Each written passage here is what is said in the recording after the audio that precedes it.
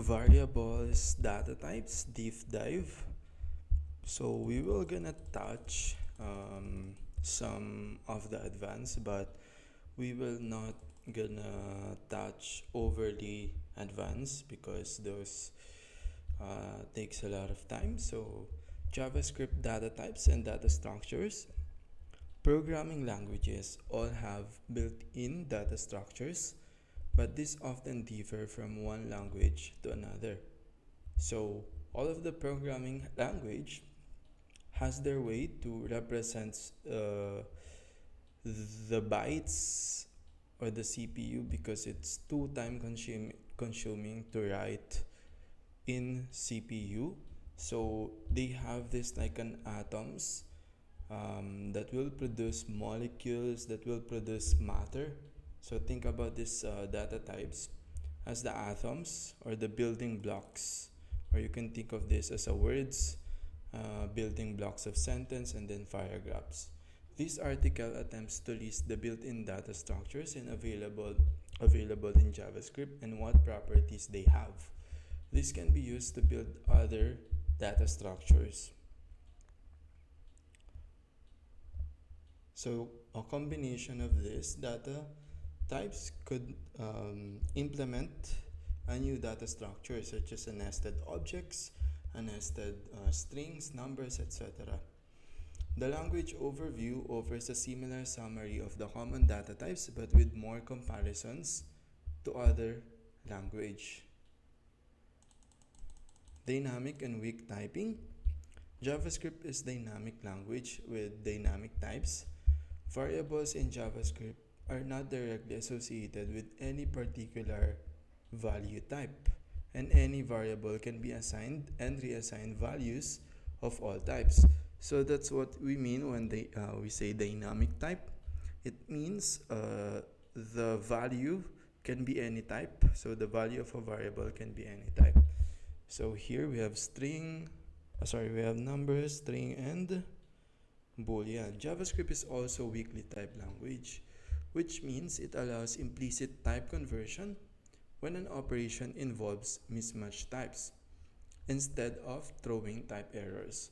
So think about these data types or weakly type is that in the function when we return a statement, in that statement it actually changes state or value or calculates something.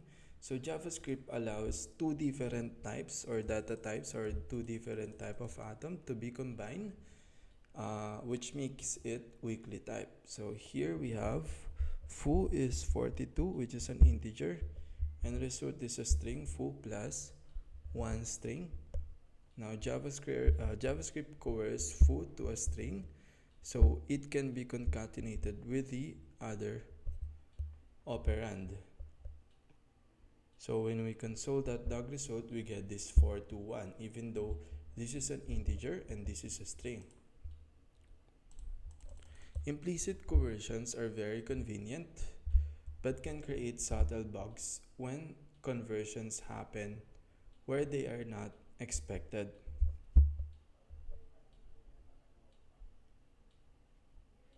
Or where they are expected to happen in other direction, for example string to number instead of number to string.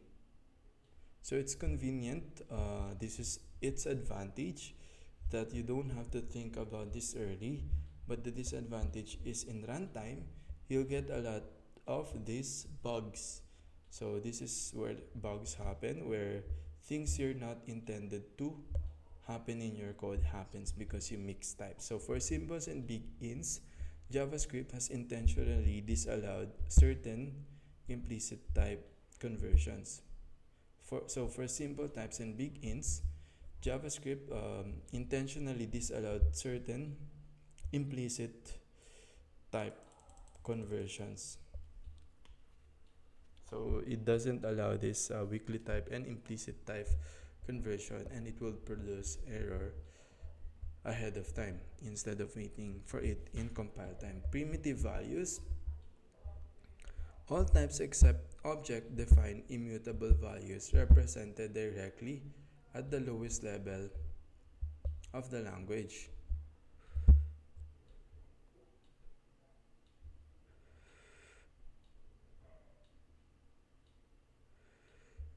So all of those primitives, the 7 primitives, are immutable values, or those are immutable data structure. We refer to values of this type as primitive value. So the reason why it is called primitive value is because you can change it. Unlike with an object, it can change through a heap. So this is the stock that we were talking in the previous video. So all primitive types except null can be tested by the type of operator. So this is the key. You can just use this useful built-in feature type of to know the types of the primitive except the type of. So type of null returns object. So null except for null, because when you use type of null, it will return object instead of its real data type, which is primitive. So one has to use equal null to test for null.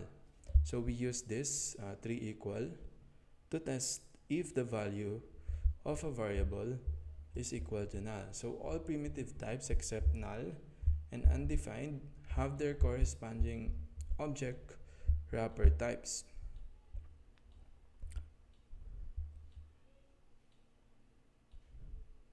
Which provides useful methods for working with the primitive values. For example, the number object provides methods like toExponential,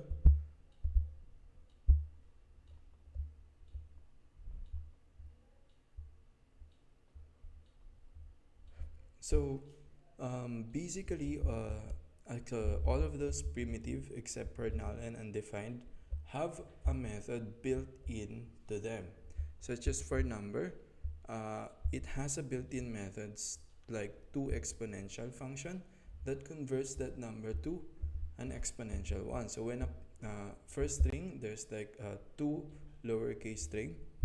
When a property is accessed on a primitive value, JavaScript automatically wraps the value into the corresponding wrapper object and accesses the property on the object instead.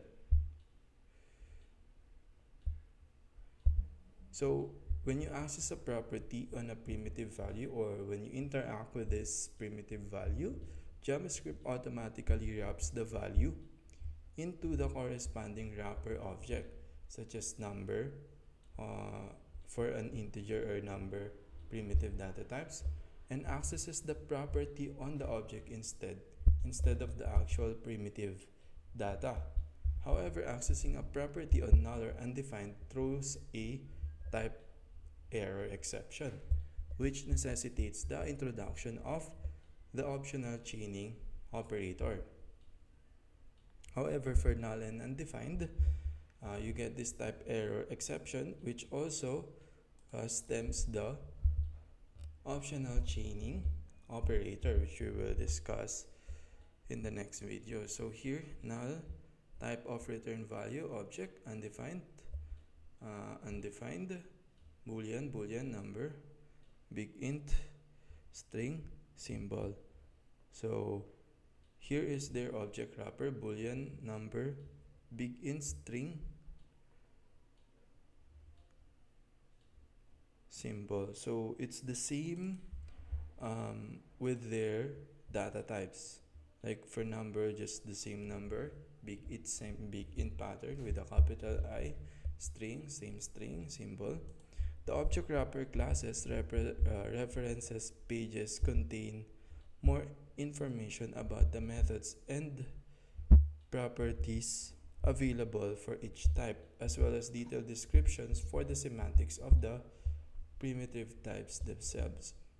So there's a page for object wrapper, which we will discuss moving forward, that discuss more information about those methods and properties. Null type. The null type is inhabited by exactly one value. Undefined type. The undefined type is inhabited by exactly one value, undefined. Conceptually, undefined indicates the absence of a value, while null indicates the absence of an object, which could also make an excuse for type of null equal object. So that's the difference. For undefined, it's a absence of value. Um, so starts with letter V. For null, it starts with letter O, which is an object. The language usually defaults to undefined when something is devoid of a value. So the language default to undefined when we declare a variable without a value.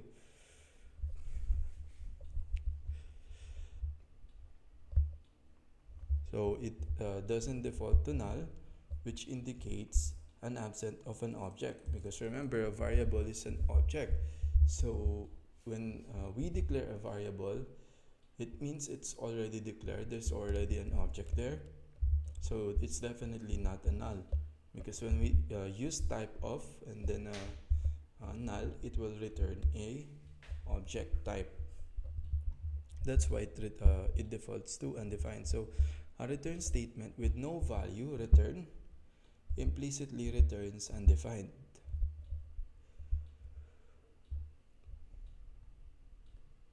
So if we return a statement within a function, within the value, just return and then semicolon, it implicitly returns just an undefined value. Accessing a non-existent object property like obj that I don't exist returns undefined. So if you access an object, it will not return an error in runtime, just like with TypeScript, but it will return undefined. So you can still use that value in other parts of your code. A variable declaration without initialization, let x implicitly initialize the variable to undefined. Many methods such as array.prototype.find and map.prototype.get return undefined when no element is found. So a method for an array is a prototype.find and a prototype.get. So take note of that. Those are the method of an array class. Object data type will return an undefined if those no elements to index within those array. So it will not return a type error in compile time, but instead still return an undefined value. Null is used much less often in the core language, so it's less used in a program nowadays compared to undefined. The most important place is the end of the prototype.chain. Subsequently, methods that interact with prototype, such as object.get prototype of, object.create method, etc. Accept or return null instead of undefined.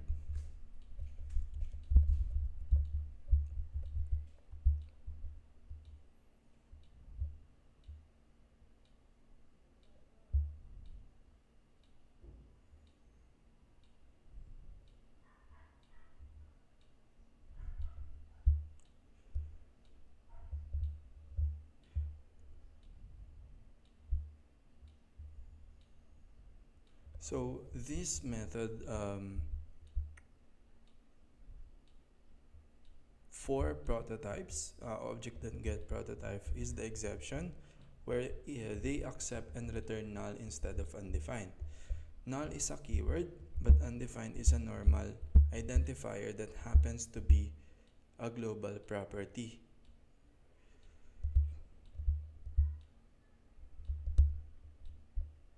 So null is a keyword and undefined is a normal identifier.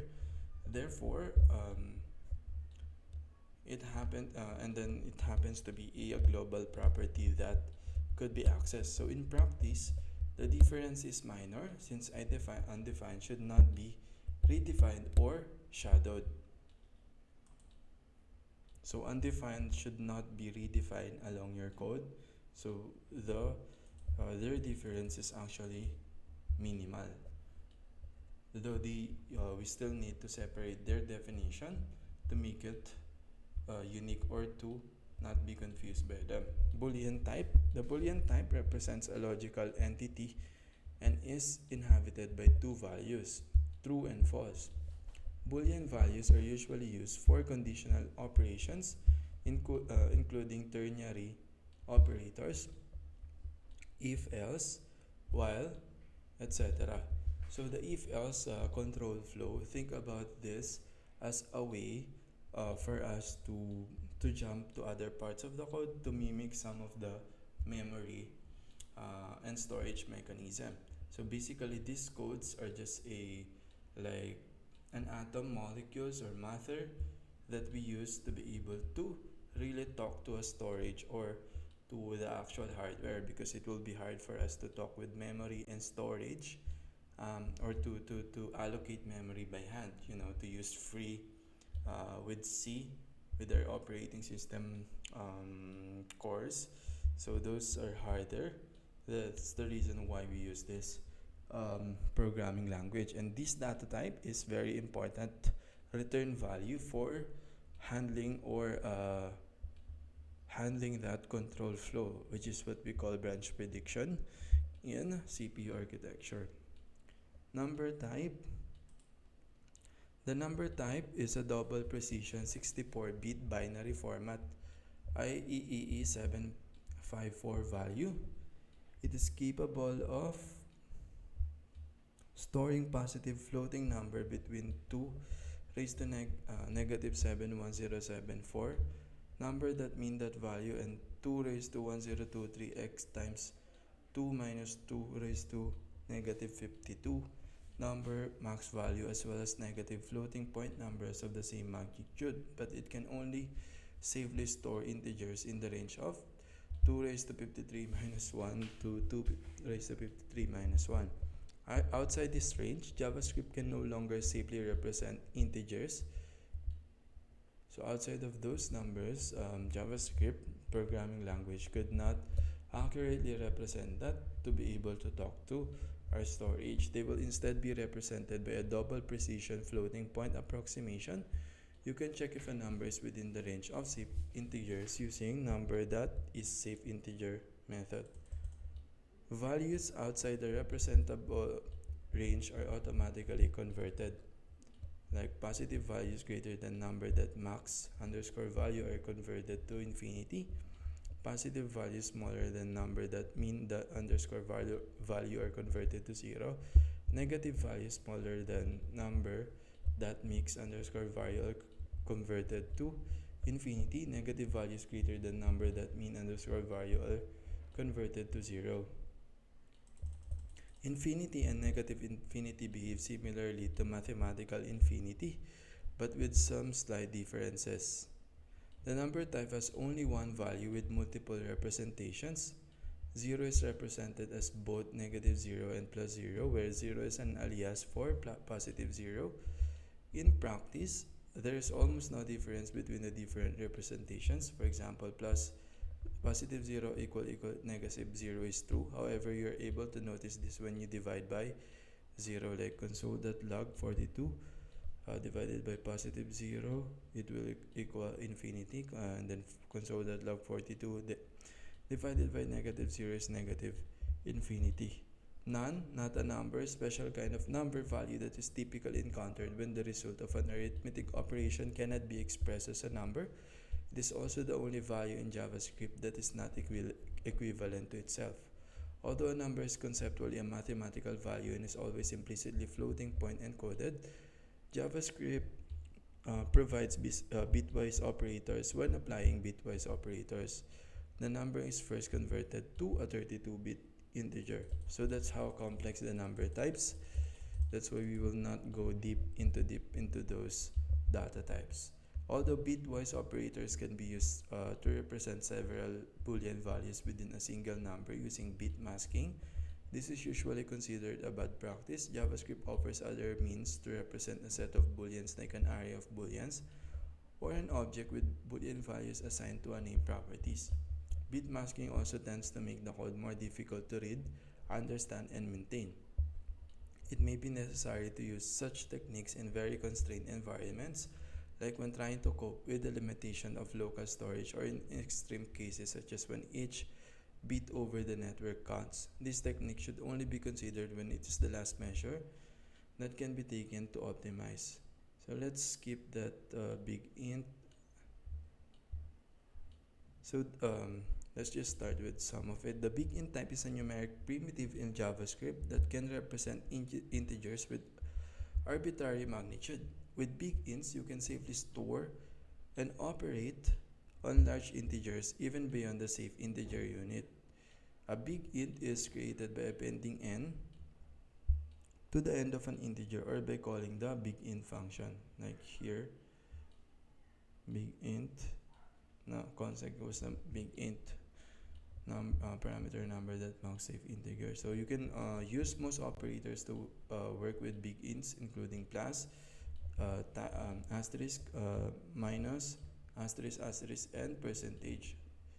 The only forbidden one is triple greater than. A big int is not strictly equal to a number with the same mathematical value, but it is loosely so. Big int values are neither always more precise nor always less precise than numbers, since big ints cannot represent fractional numbers, but can represent big integers more accurately.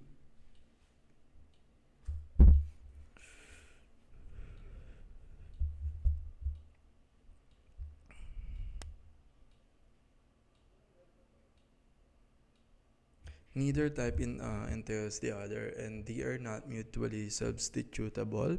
A type error is thrown if big int values are mixed with the regular numbers in arithmetic expression, or if they are implicitly converted to each other. String type. The string type represents textual data and is encoded as a sequence of 16-bit unsigned integer values representing UTF-16 code units. Each element in the string occupies a position in the string. So each element or each character in the string represents a position in the string as a sequence of 16-bit unsigned integers. So the first element is at index 0, the next at index 1, and so on. The length of a string is the number of UTF-16 code units in it, which may not correspond to the actual number of Unicode characters. See the string reference page for more details. JavaScript strings are immutable. This means that once a string is created, it is not possible to modify it. So string methods create a new strings based on the content of the current string. For example, a substring of the original using substring. A concatenation of two strings using the concatenation operator plus or concat. So a concat method and the substring changes the original string. They don't actually mutate it. So beware of stringly typing your code. It can be tempting to use strings to represent complex data. Doing this comes with short-term benefits. It's easy to build complex strings with concatenations. Strings are easy to debug. What you see printed is always what is the string. Strings are the common denominator of a lot of APIs. Input fields, local storage variables, fetch responses when using response.text method, etc. And it can be tempting to only work with string. With convention, it is possible to represent any data structure in a string. So any data or storage you have can be represented in a string, and it's more human readable, but you have to be careful.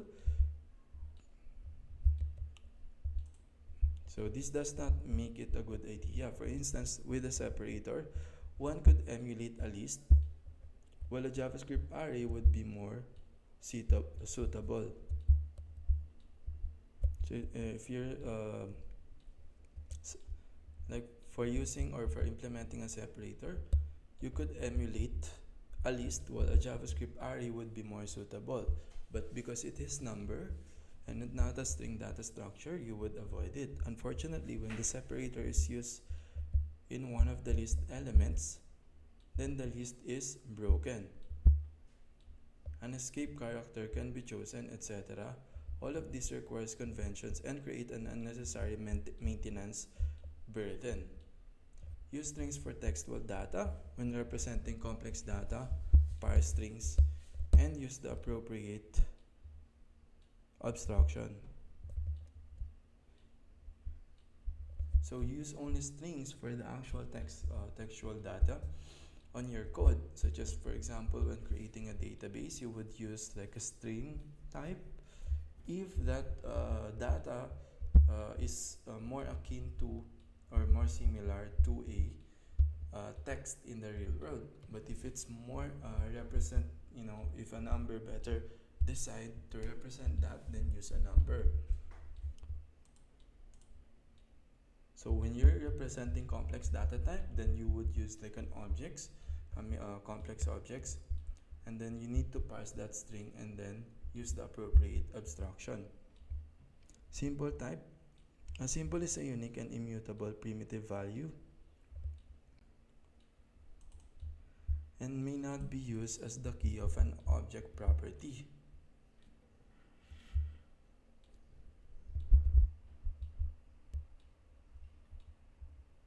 See below. So it could be used as a key inside of an object, and it's immutable as well, just like with other primitive data type. In some programming language, symbols are called atoms. The purpose of symbol is to create unique property keys that are guaranteed not to clash with keys from other code. So it guarantees uniqueness. But at the same time, all of those primitive and this object can be thought of as a part of the atom, the building blocks of a molecule and the matter that creates the world, because these are just like representation of real world. So objects, so in computer science, an object is a value in memory which is possibly referenced by an identifier. In JavaScript, objects are the only mutable values. Functions are in fact also objects with additional capability of being callable. So the difference with object and function is that you can call function, you can pass it as a value. So that's why we have first class as function, because it only means that you can use this function as a value to be passed to another. Unlike with an object, you cannot really like put that as a parameter or a value that you can pass to another object. You need to access object properties that you want to use. So properties in JavaScript, objects can be seen as a collection of properties. With the object literal syntax, a limited set of properties are initialized, then properties can be added and removed. So the usual